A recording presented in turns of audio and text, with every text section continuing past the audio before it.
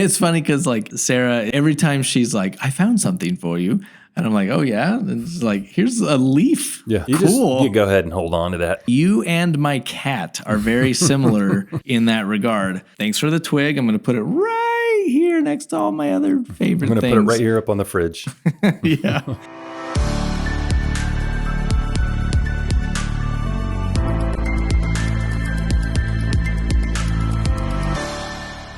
Welcome to episode 17 of Starfield with Normal People. My name is Michael, and as always, I am here with Duane. Duane, how are you? I'm really good, Michael. Hello, everyone. Yes, I am getting into the holiday spirits. Spirits, yeah. You've been raiding that spirits cabinet. I have indeed. Yeah. I'm drunk right now. So yeah, you really know how to handle your liquor. I do indeed. Yeah, I've been doing deliveries in Starfield. I'm doing it in game. I ran into a Star Parcel or whatever they call it, the UPS version in Starfield, and I delivered a package. You're like Space Santa. Who knows what was in that package? It was Aurora for sure.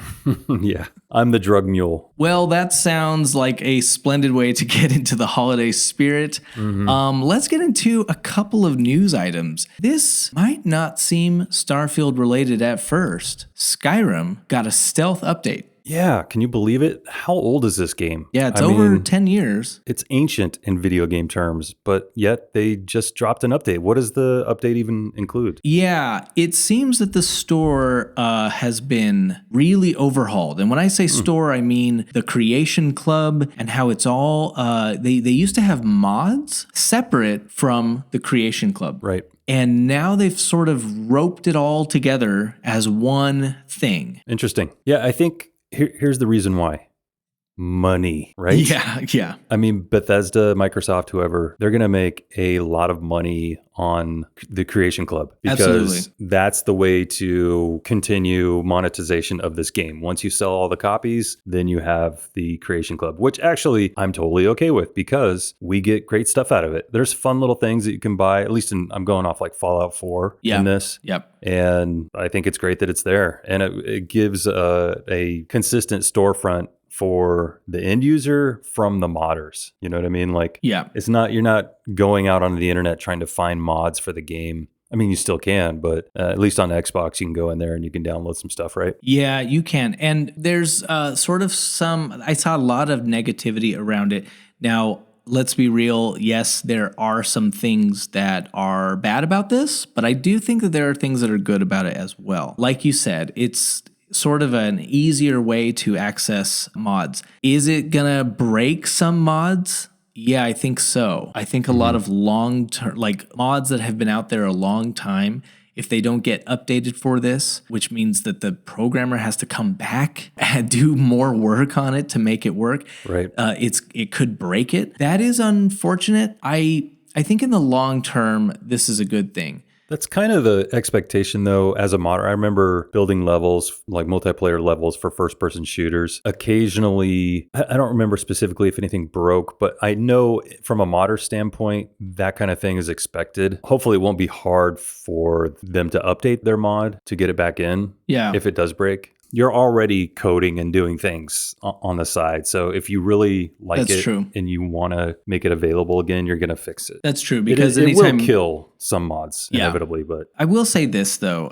Maybe someone can correct me if I'm wrong, but it's my understanding that the modders that put their mod through this system can actually make a little bit of money off of their work. Which is fantastic. Our background in film, we've always seen that meme where it's like a producer is a frustrated director or like a writer is a frustrated actor. You know, it's like everybody wants to be something else. Right. A modder is like a frustrated video game dev. They want to be in the industry. It's not an easy industry to break into. No. And there's key towns or cities that you have to live in order to even work at a place like Bethesda. Point is, this is a way for them to enter the industry and get paid. I mean, that's huge. I never got paid for any of the levels I made back in the day. So I would have loved, even if it was like just the fact that you're getting paid for your stuff would be awesome. I do wonder if these modders will have the opportunity or the choice to make their mods free. I have to imagine that will be an option. Mm-hmm. I see it as I don't know. I feel like us as gamers, a lot of us really want just everything for free or cheap. I just think,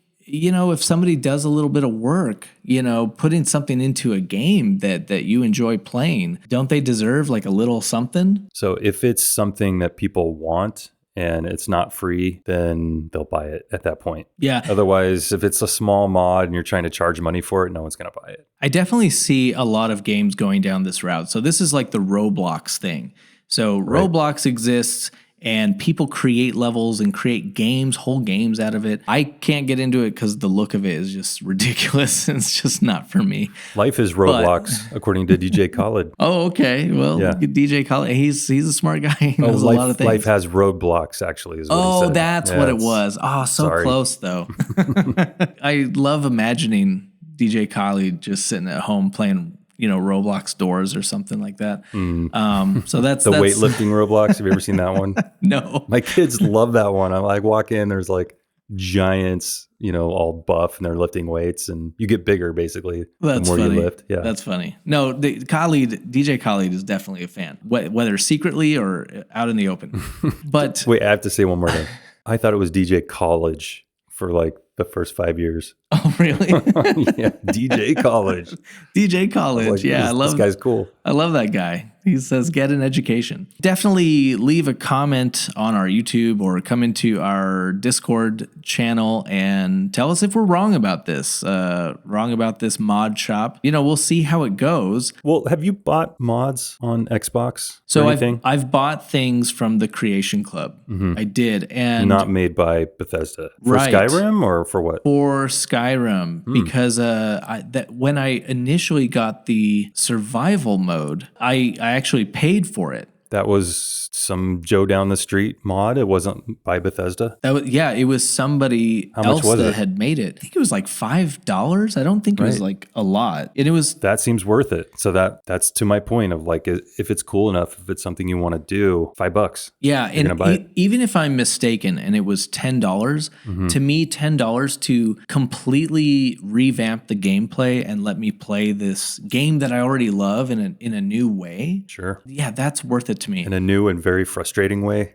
Survivor mode, my worst nightmare. Very frustrating. Jeez, I don't do well with those ultra hard modes. I'm not the easy mode guy. I'm always like normal, like right in the middle, right? Right. Because I don't want to get frustrated, and I'm playing the game for fun and enjoyment. Yep. So I rarely go beyond, and I don't go to like easy or whatever. No, exactly. I want to play sort of like the default way. The way that was designed, because some hard modes, they sort of cheat, like the AI will cheat, or it's just unfair. Mm-hmm. I want a challenge, but I don't want it to be unfair.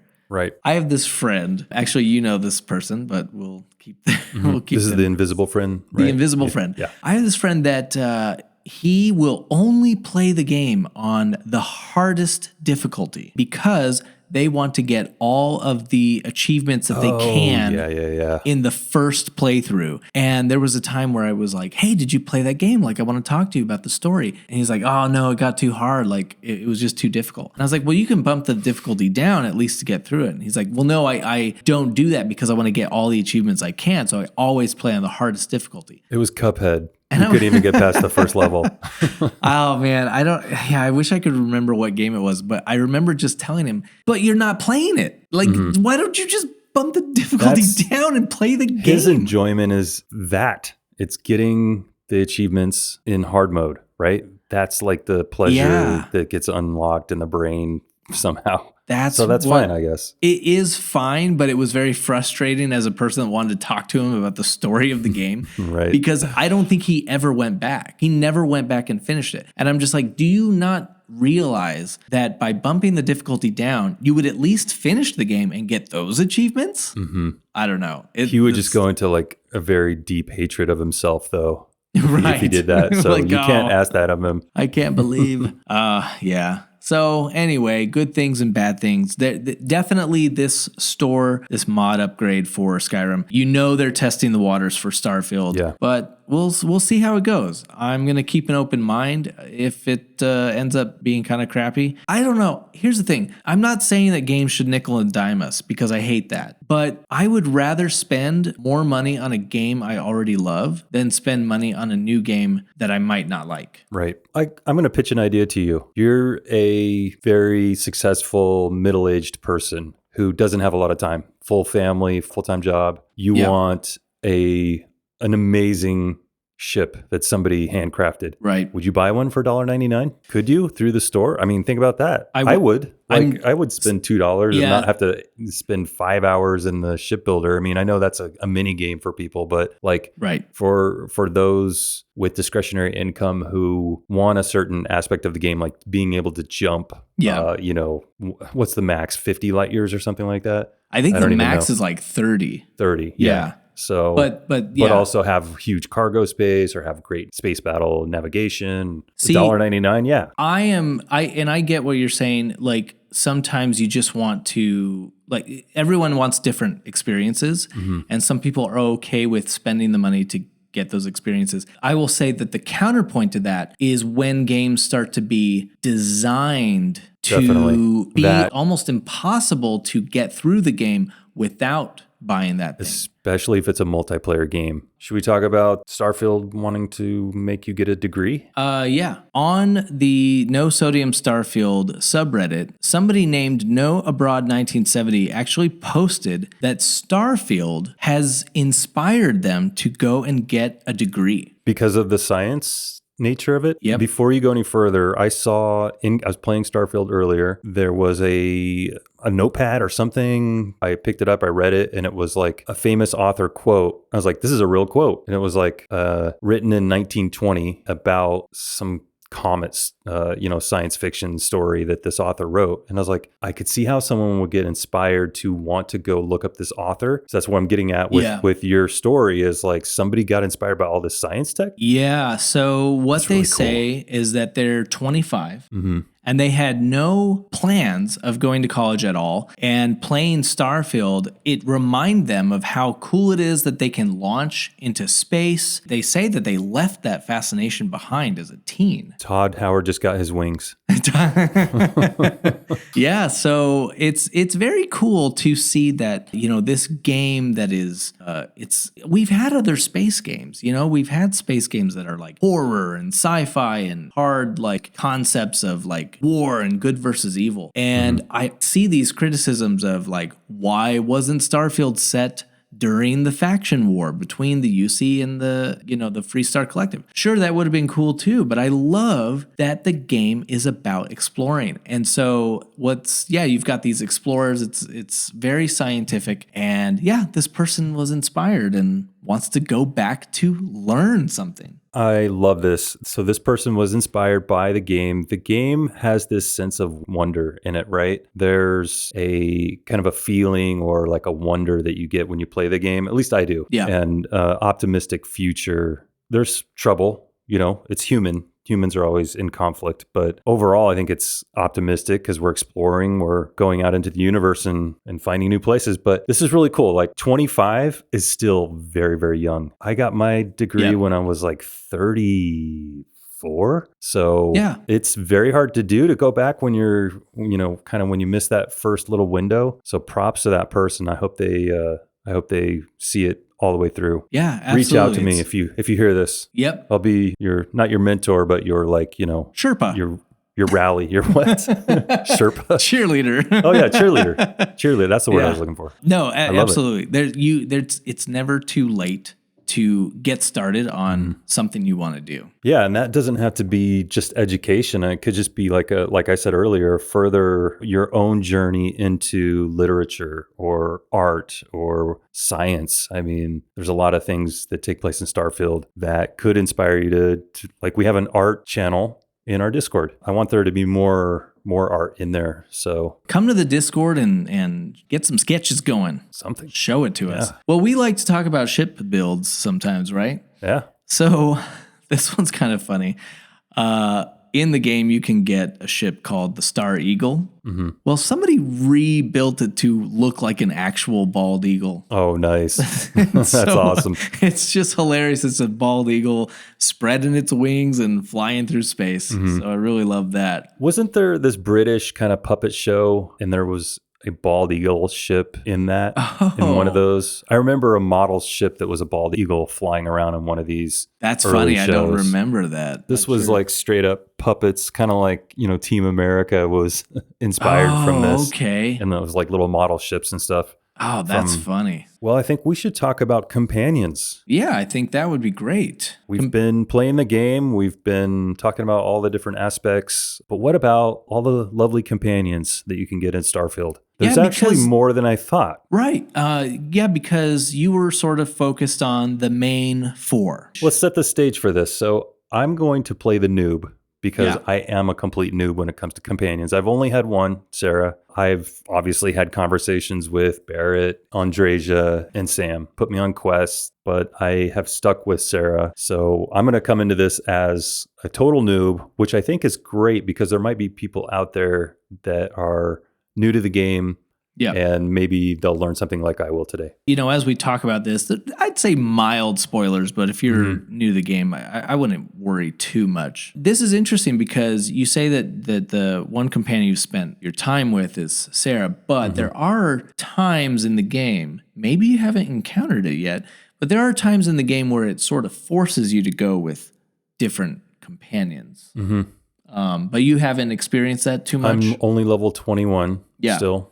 So, I mean, I think there's a quest with Sam that I'm supposed to divert and go do. Yeah. But absolutely. I got caught up in the Crimson Fleet. So, from what you've seen, let's talk about the main 4 first off. You've spent most of the time with Sarah, but from what you've seen, let's say, who's your least favorite? Yeah, that's a tough question because I don't immediately dislike any of the main 4. I was like, I would love to hang out with all 4 of these people because Sam looks cool. Believe it or not, I like country music. I like all kinds of music. But when people say that, they generally say, I like all music except country.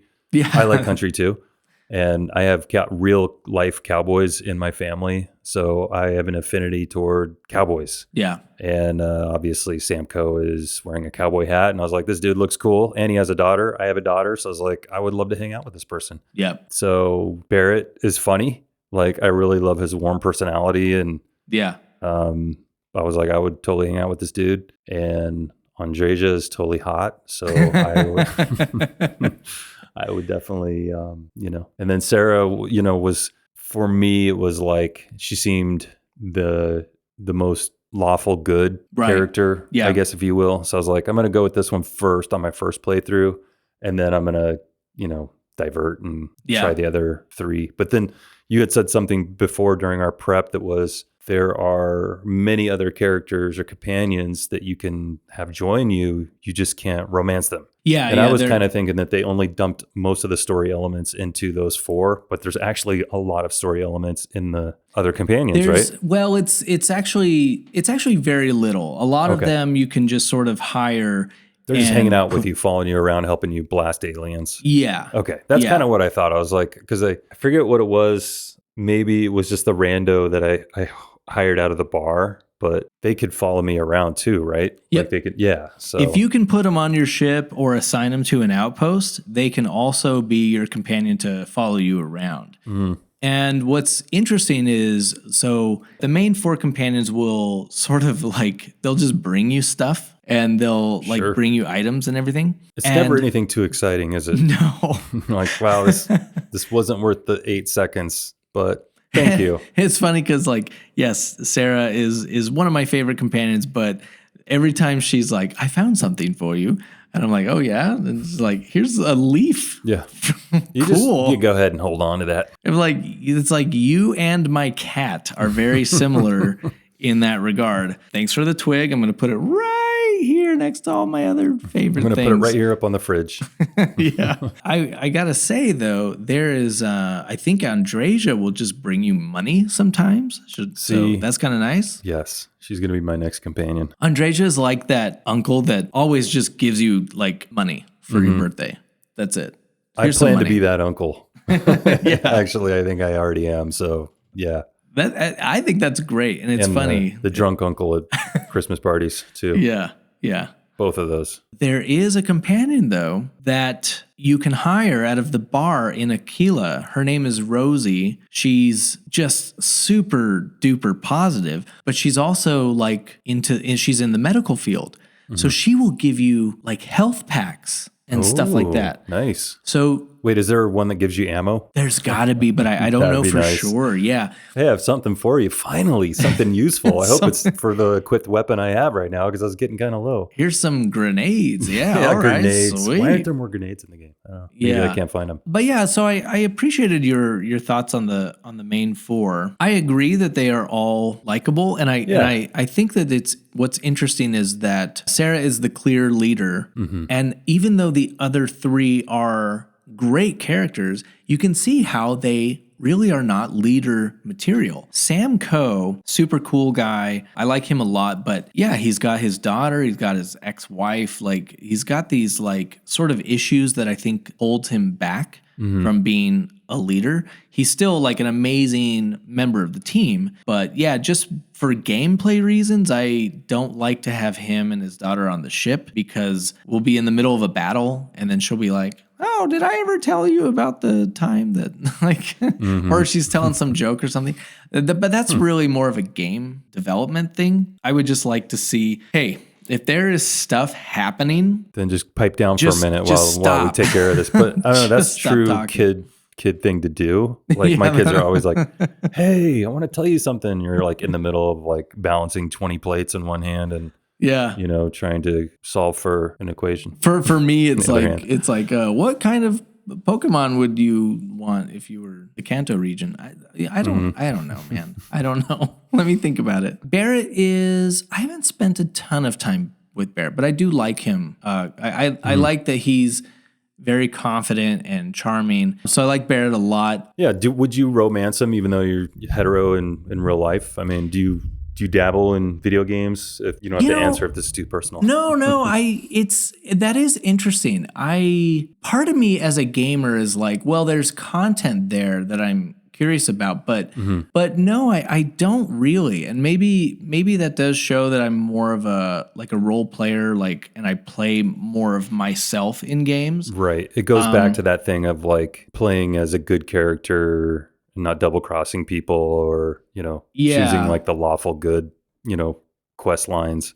Yeah, and I don't know, maybe I'm just not open to things as much as, maybe I should be. But yeah, no, I don't generally. I really appreciate that it's there. I think it's important. I think it's nice that those options are there. Like I can't imagine, like I'm a straight guy, so it's like everything's been catered to me for so long. I can't imagine how difficult it would or annoying it would be to play a game. Be like, well, I'd really like to play this the way I would, right. And not even have the option. Yeah. Well, one thing I wanted to bring up was that for the Video Game Awards, Baldur's Gate got like all this kind of attention, not just at the Video Game Awards or the Game Awards, but out in general about how, revolutionary they were in terms of LGBTQ acceptance and things like that. Options. And not only that, but like, what's the thing where two different color eyes? Oh, heterochromia. Heterochromia, which actually have a friend who has that condition. I have two people in my life. I have two friends that have that. Yeah, that's a lot because it's so rare. You can choose that in game, but my point is that, Baldur's Gate did it, but guess who else did it? Starfield. Yeah, like not the eye thing, but not the eye thing. pretty much everything else. But maybe now I have to think about it. Yeah. But yeah, they did. I don't know. They do have, you're right. They have these options. Like you can romance any of the characters, right? No matter, what your gender is. You can also, pronouns can be different. Like you can choose your pronoun. Sure. Yeah. It is interesting that one game got a lot of praise for it, deservedly so. And then the other game sort of just doesn't. It sort of got ignored. I saw a lot of people angry about it. They're like, "Oh, you can choose your pronouns." What? And then it's like terrible game. Like, wow, really? You can just ignore that? In my humble opinion. But it's interesting. I will say, and even though even though I don't choose like to romance Samco, what was kind of funny was I did his, each of the four has a loyalty mission. I did all that. And the way he was like talking to me was just like, man, it's just like, just having you in my life is just like, all right, yeah, man. Yeah, you too, bro. Yeah. Yeah, man. I love having you as a friend also. That hug was a little long for you at the end. Gave you the wrong signals. I'm sorry. Pat on the back. You too, buddy. You're coming on a little strong. I don't want this to affect our friendship because I do want to hang out. I bet he's a really good drinking buddy. Nobody has a cowboy hat like that. Right. And can't put down some beers. That's a good point. I mean, when every other country song is about drinking culture, then yeah, it would seem so. But yeah, I don't know. Okay, well, what about you? Do you ever see yourself being like role playing and just being like, you know what? I think see how this plays out. For me, I mean, you're murdering in game. Anything's permissible in game, so I think it's an excellent chance to. I'm glad they have all those options. Play through them. Why not? Hey, experience it, have fun with it. It's not gonna make you gay to see a gay relationship play out on screen. Yeah, no, I think that's cool. And have you seen how people have figured out how to marry two people? Two people. I have seen that. Yeah, I thought that was great. So one person I saw actually married all four. They were like, if you do this in this order, you can be married to all four. Someone figured that out. Props to that person. So I don't know. I could see myself doing a playthrough where I'm like, yeah, I'm gonna because you know how like when you like once you're in a relationship with someone, like the way they look, it changes. Like they're smiling a lot. Like when they see you, they're smiling. Could you imagine walking on ship and all four of them were like, I'm so happy to see you. I'm so happy to see you. Oh. Total player. Although you could make it open and maybe not try to hide it. I guess they can't hide it, right? I don't know. From what I know, if you can pull it off, you're not necessarily hiding it. I'm sure the game though doesn't. I doubt there's like, embedded dialogue of like, I'm so happy you married all of us. I don't think that's in there.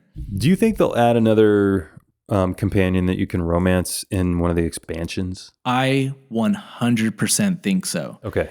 Because this was such a big deal for the game to have these four, because you look at in the game's like Skyrim, you could marry like 27 people and it was literally just you put on a necklace and you get married to them. It's like so nothing. And there was so much put into Starfield with these romance options that, and there's a lot of people, they want more.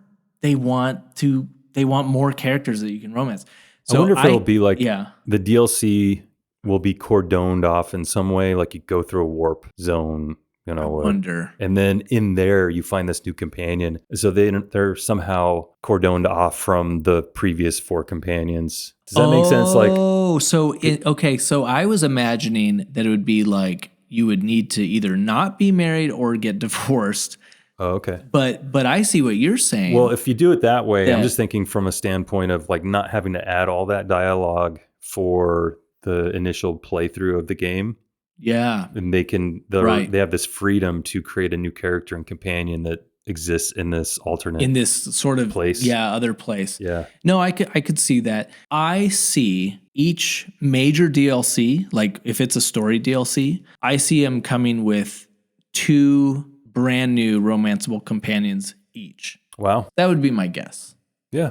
I don't see why they wouldn't. Like a male and female. Mm-hmm.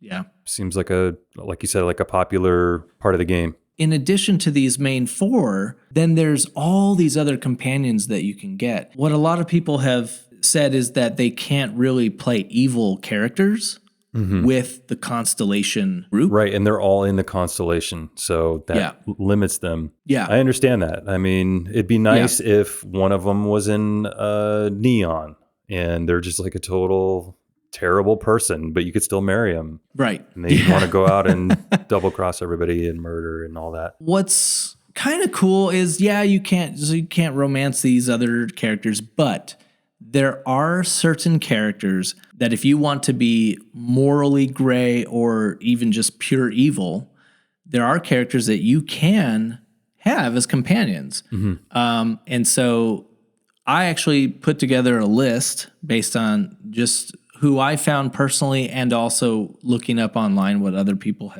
players have found. Okay. But basically, Vasco, first off, he's part of. We always forget about Vasco. Yep. Vasco does not care what you do. So you can do an evil playthrough with him.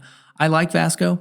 I didn't play a lot with him as a companion the first time through because I wanted to see these, the companion stories play out. Right. But now I've seen him, so Vasco is he's nice to have around. We should shout out Cherry Bomb RN because someone said that her name is available as one of Vasco's names, which Cherry Bomb is available. Cherry Bomb's available. That's amazing. I don't know if they have Michael. I doubt they have Michael, but yeah, Michael's just not that common. Probably, yeah.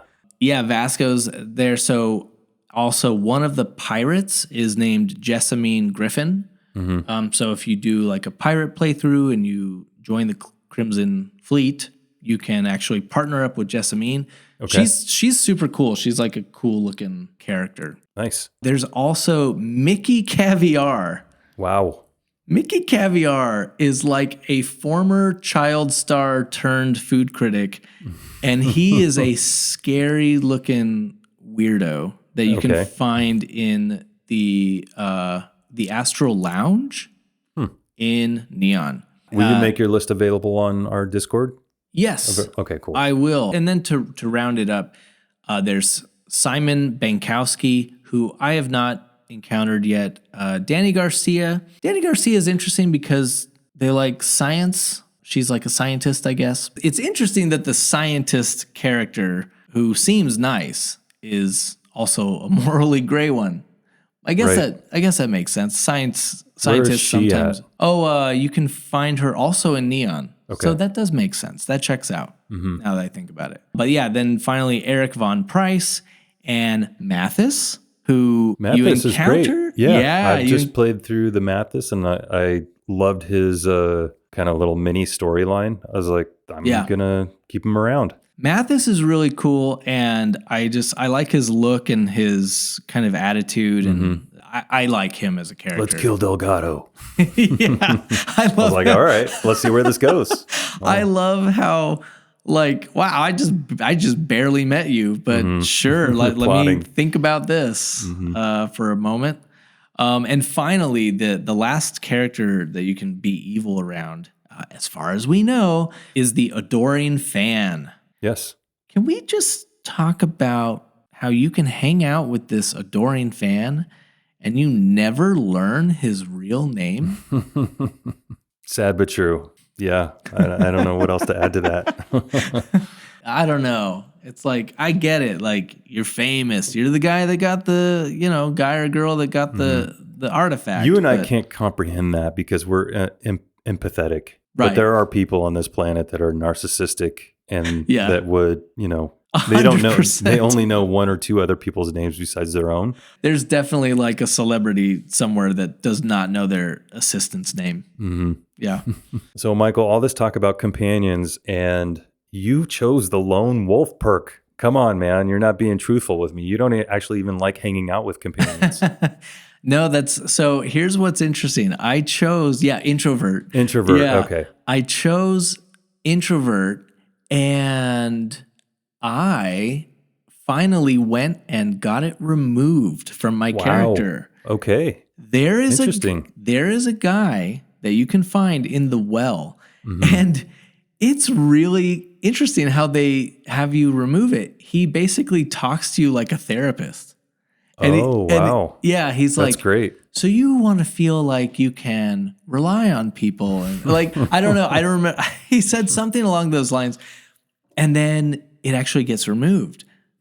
But you need to know. It costs 10,000 credits. No, you can only remove trait. You cannot ever put one back on. Oh, so you don't get a slot freed up where you can then go add something. So you can only... So you're walking around with one trait. Is there 2 or 3? I don't remember. Yeah, so I had 3. 3, yeah. I actually did remove 2 of them. You removed 2 of, what was the other one you removed? I don't remember. The adoring fan. You don't remember his name and you don't remember him. No, I never even started with that one, but I kind of wish I did because people are having a lot of fun with that dude. Yeah.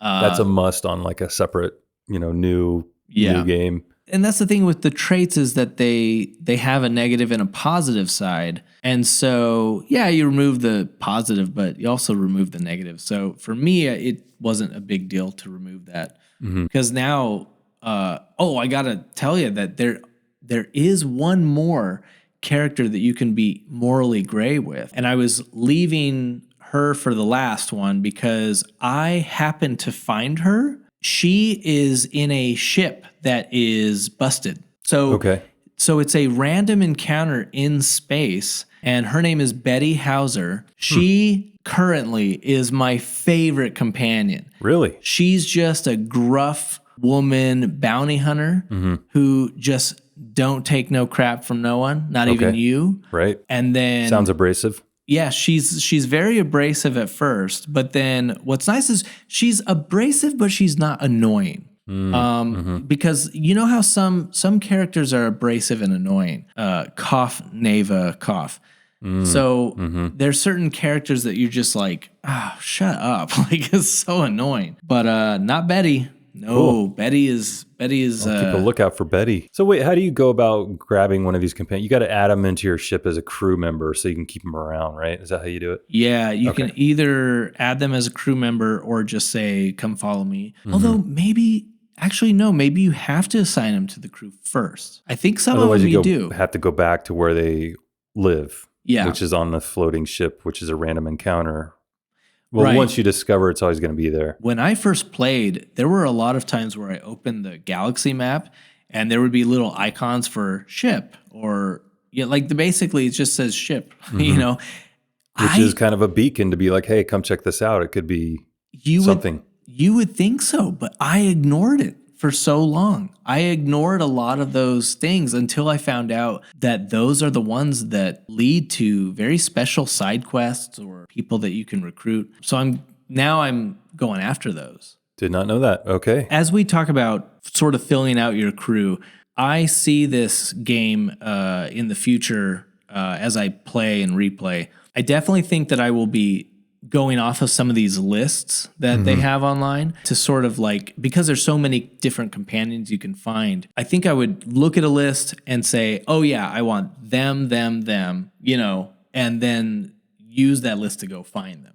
Right. And you're almost like collecting companions, almost like how you survey planets in a way. I mean, it's fun to, because you can add them to your crew, and then when you add more people, only so many people can be on your ship, right? Yeah, I was going to say, it's like on a Class C ship, what's the max number of crew you can have? Off the top of my head. Depends on how many crew quarters you have or beds or something? So it depends on that, and it also depends on your skill level in being a leader. I'm blanking on the name of the skill at the moment, but basically you have to upgrade that skill to have more people, which I think that'd Betty be really cool. You could have Betty and Jessamine and Rosie. I think that would be really cool. I have not prioritized that skill. Well, how many skills are there? Like, how many times? Because people are on NG 10. Wouldn't they have filled out all the skill trees by then? Or I don't think so. There's that many? Because there's so many, and each one has 4 points. You'd need 400. I feel like you have to be level 400. So yeah, you have to prioritize the ones you want right off the bat, and then as you grow. I've done a terrible job knowing this. Choosing. I know it's tough. You can level up pretty quick on a new character and really choose one or two things and to be really good at. But I do think it's worth mentioning that I haven't seen people really talk about how the different outfits, like the armors and that you can put on your crew. Yeah, that's great for a role-playing person such as yourself to be able to outfit your entire crew with matching outfits. If you want to take on the space pirate look or spacesuits, NASA, whatever, right? Yeah, because that's what's crazy is each armor that Starfield has a sort of different flavor of sci-fi. And so, you have armor pieces that make it look like you're the Mandalorian. You have other stuff that makes you look like the guy from Doom guy. Doom guy. I thought you said Dune at first. Dune. Yeah. But you sort of can pick these different flavors. And in fact, there's a place where you can get outfits that if you get enough of them, will actually make your crew look like you're in Star Trek. That's awesome. So it's so cool. And I love having you recruit the people on your crew, but man, when you get them all in matching uniforms, there's a whole different vibe going. Did you see that episode of Black Mirror? Yes. You are. Let me just say, my friend was sharing screenshots of his crew, and I said, "You are that guy." But it's because his crew was their uniform was the Paradiso swimsuits. So that was his ship. He's not alone either. It's all Barbie bodies underneath. I've seen plastic. A lot of that's the role play some people want to go with, and that is fine. Yeah, I mean that's really cool that you can outfit your crew, but you were saying that you have to steal some of this stuff. Yeah, I know you have to steal the swimsuits, but if you want all 5 or 6 or 7 of your crew to be wearing the same thing, you're not going to spend 100 hours gathering it. You're just going to go pickpocket people that are wearing it, right? Or find it and get it that way. As of right now, there a lot of these outfits, and you have to steal them or do some nefarious things to get them. I would like to see sort of an avenue for honest characters to get some of these outfits. There should be a store in New Atlantis, right? Yeah. Just go buy your whole crew Star Trek lookalike uniforms, right? That'd be awesome. I'd do it. Well, right now I would too. And I should also mention, apparently there's a way to get swimsuits off of, there's someone's island home. Oh, you can go look through through their stuff, right? Yeah, you can rifle through their stuff and get swimsuits without stealing. But stealing. Here's what I would like to see. This would be cool is, so you have the armor workbench. So as of right now, you can't create anything from scratch. In fact, even ships, you have to build off of an existing ship. But it would be cool. It'd be nice if as soon as you meet somebody wearing a certain outfit, it should enter the consciousness of the game where now you can buy it or it will pop up somewhere. Now this outfit's available in your closet or whatever. Yeah, I think and what's the deal with all these NPC outfits? There's so much variety out there that you cannot purchase for your own character or for your crew. Where are those why outfits? not let us wear that stuff? Some of it's pretty wild. Give me an example. You go to Neon and there's 30 different outfits walking down the road that are just crazy. It looks like crazy 80s. Maybe they'll update that. I think they will.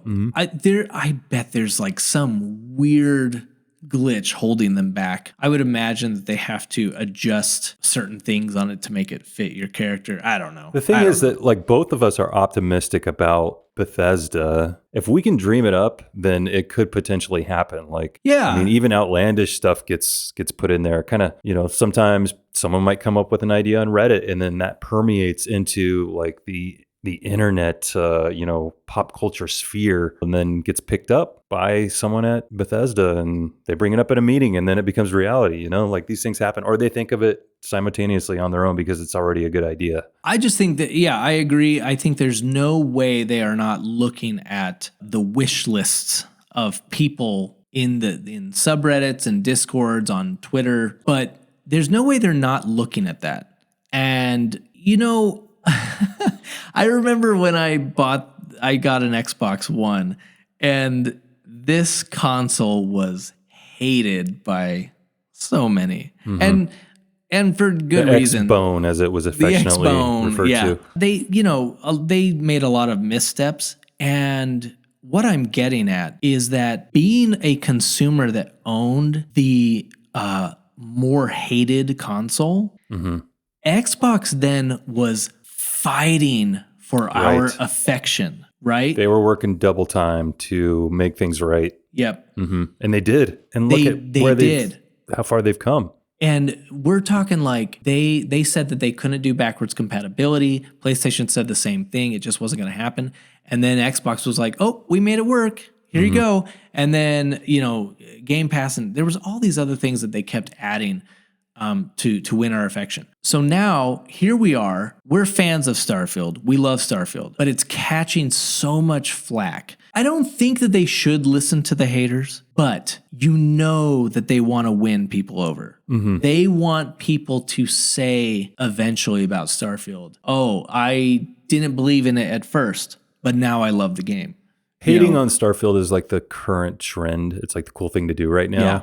And I don't, I've watched some of this stuff. I try not to give it too many clicks, but it's typically just comes down to a perception. Yeah. One person's perception, and they want to bellyache about it. And I don't think that, Bethesda would really kowtow to those demands of one particular person, even if they have a video that gets 1 million views.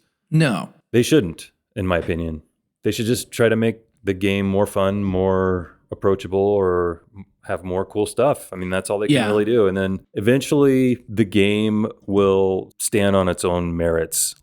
I think it already does. I think the people that we have in our family, our group on Discord, we all believe it. Yeah, we all love the game. We're having fun with it all the time. So taking screenshots and it's totally fine. But all I'm saying is that I see the positive in being of a fan of the thing that's being taking a beating in the public eye. Oh, right. You're like the underdog. Yeah, the underdog. Like they're taking this beating, and they're going to we win as fans because they're going to try and win back the affection of the gamers. They already have our affection. We're just gonna get more improvements, more good stuff, DLC, and they're going to listen to the fans. And I really think that yes, they have DLC planned, and then there's other DLC that's sort of like they were waiting to see like what we like about the game and what we want more of. Right.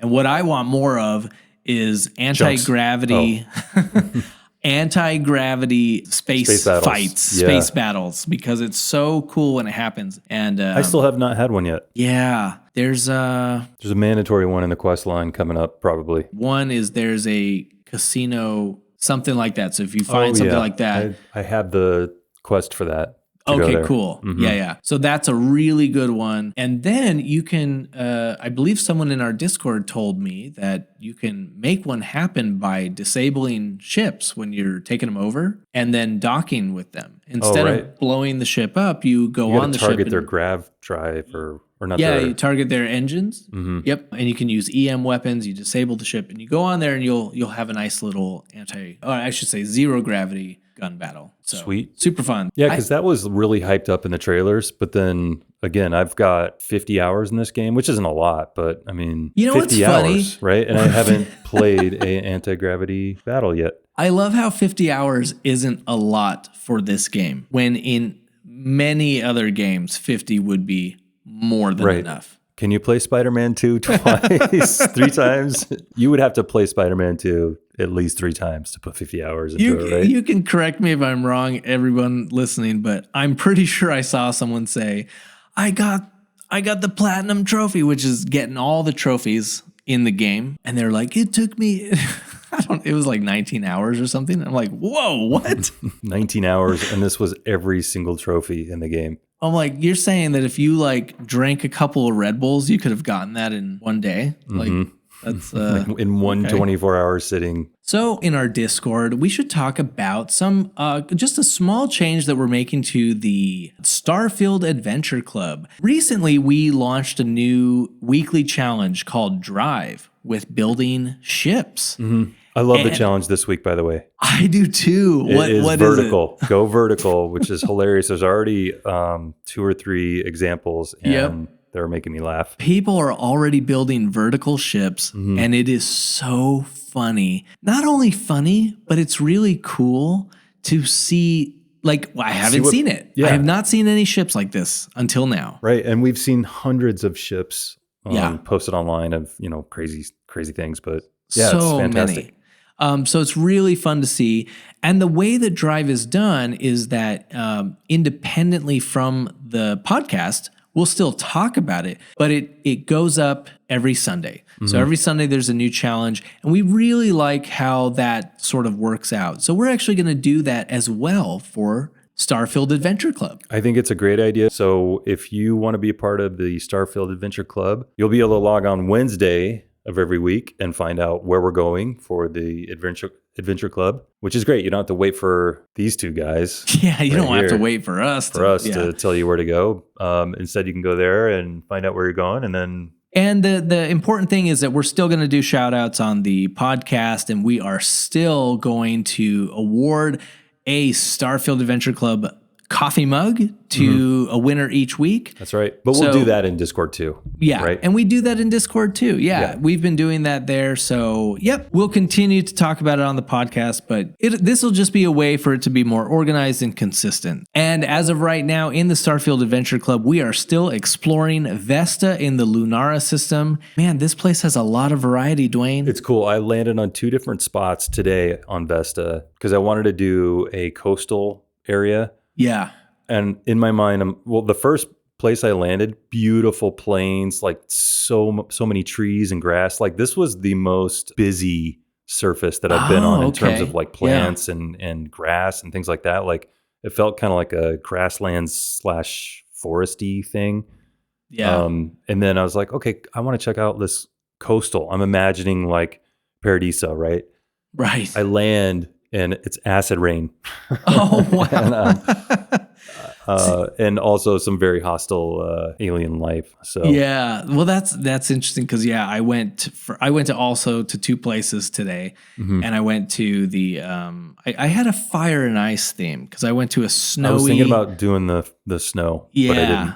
I went to a snowy place, and then I went to the volcanic area. Oh, cool. Yeah. How was that? So the volcanic area, it's very tropical and very like dark, rocky soil. I have not yet found lava, but I know it's there, and I'm going to keep exploring until I find it. Nice. See if I can find Anakin. I have the high ground. Tell him that I have the high ground. Well, Duane, as we close out the episode, I just wanted to point out that we have hit 40,000 plays on our podcast. Nice. And not only that, but our Discord server has hit about 300 people. That's really cool. It's so awesome. I feel it too when you get in there. It feels like a little community. There's always great. There's always some nice conversation going on, like about the game and then about a bunch of other things as well. Yeah. People are really welcoming too. Like when someone pops in, like you get a nice little welcome wagon. Yeah. It's a very positive place. Yep. And then the salt comes later. The salt, yeah.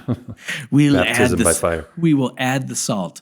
No, it's been a wonderful place, but I just thought those were some nice milestones to point out. Yeah, that's really cool. Thank you. Yeah, so big thanks to everyone that's listening, whether on Spotify or Apple, and thanks to those watching on YouTube. Anything that we talk about, like link-wise, we try to provide that in the show notes. So check that out on the YouTube channel as well. Leave a comment there or come into the Discord as we keep talking about. Yeah, we love suggestions for places that we can go for Starfield Adventure Club and suggestions for build challenges as well for the ship. You could also suggest things that you want to hear us talk about. Is there some corner of Starfield that needs to be discussed or explored more? Yeah. Just let us know. Or mocked endlessly. Yeah, maybe there's something we just need to make jokes about. But yeah, pop into the Discord and let us know. If you like the show, consider dropping a 5-star review on your favorite podcast app. Hey, Michael, we have, I think, a 4.9 right now. Yeah. Hey, so I'll take it. That's pretty cool. I like that a lot. We had a, I'll just say this, you shouldn't read your negative reviews. You shouldn't give them credence. But one of them just made me laugh. It was basically like, hey, I'm not really a gaming guy, but I wasn't a fan of this podcast. I was like, well, I'm not a fan of bowling, but I don't go listen to bowling podcast. I don't know. That one made me laugh. Thanks, 2-star guy. Oh, maybe they thought it was like astronomy. Maybe. Yeah. Oh, my other favorite low star review is it's 1 star, and then the quote on it is, "I love you guys. This is my favorite podcast." So I love you too. You might want to go back and look at what you clicked. No, he thought 1 was the best. Yeah. He was like, you guys are number 1. You should see the hotels he stays in, all these 1-star resorts. Yeah, they're amazing. They're the best.